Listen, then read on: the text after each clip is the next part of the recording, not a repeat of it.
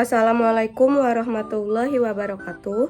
Perkenalkan, nama saya Suci Arika Rezeki dengan NIM 07011282328104 dari kelas L2 atau B Indralaya.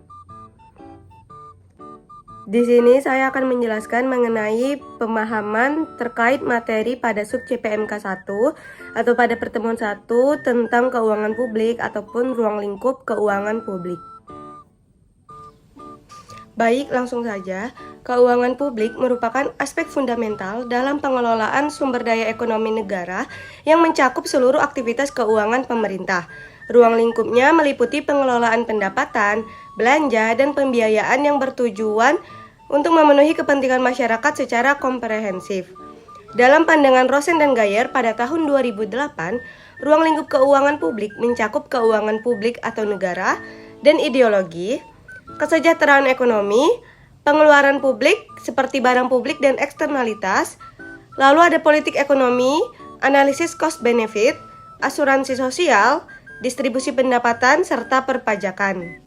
Berdasarkan uraian tentang arti keuangan publik tersebut, maka paling tidak memiliki ruang lingkup yang mencakup pengeluaran negara, yaitu mekanisme melalui pengeluaran negara pemerintah dalam mengembangkan jalannya keuangan dalam perekonomian. Yang kedua ada penerimaan negara, membahas tentang beberapa sumber dari mana negara memperoleh pendapatan atau dana. Yang ketiga ada administrasi negara, menyangkut tentang semua keuangan, tentang semua kegiatan keuangan, termasuk segala permasalahan tentang administrasi negara. Yang keempat ada stabilitas dan pertumbuhan, membahas mengenai kebijaksanaan ekonomi pemerintah dalam suatu saat dan situasi tertentu. Yang kelima ada pengaruh dari anggaran penerimaan dan belanja negara terhadap perekonomian, terutama pengaruhnya itu terhadap pencapaian tujuan kegiatan ekonomi, seperti pertumbuhan ekonomi, stabilitas harga, distribusi pendapatan, serta penciptaan kesempatan kerja. Ada pula tugas-tugas negara dalam perekonomian. Negara memiliki hak untuk ikut campur dalam kegiatan ekonomi yang dilakukan oleh individu-individu, baik untuk mengawasi kegiatan maupun untuk mengatur atau melaksanakan beberapa macam kegiatan ekonomi yang tidak mampu dilaksanakan oleh individu-individu.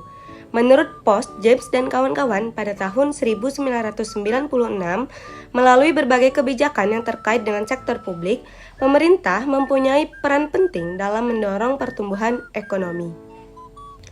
Sedangkan Adam Smith dalam bukunya yang berjudul The Wealth of Nations menyatakan ada 3 fungsi pemerintah dalam perekonomian. Yang pertama, menciptakan regulasi yang dapat menjamin kehidupan sosial dan menciptakan sistem pertahanan negara yang mampu melindungi masyarakatnya dari ancaman penjajahan atau ancaman antar masyarakat lain. Yang kedua, menciptakan pemerintahan yang berdasarkan hukum. Dan yang ketiga, menyediakan barang publik dan mengelola organisasi publik independen, artinya tidak memihak individu atau kelompok masyarakat tertentu. Sekian pemahaman materi yang bisa dapat saya jelaskan. Kurang lebihnya saya mohon maaf.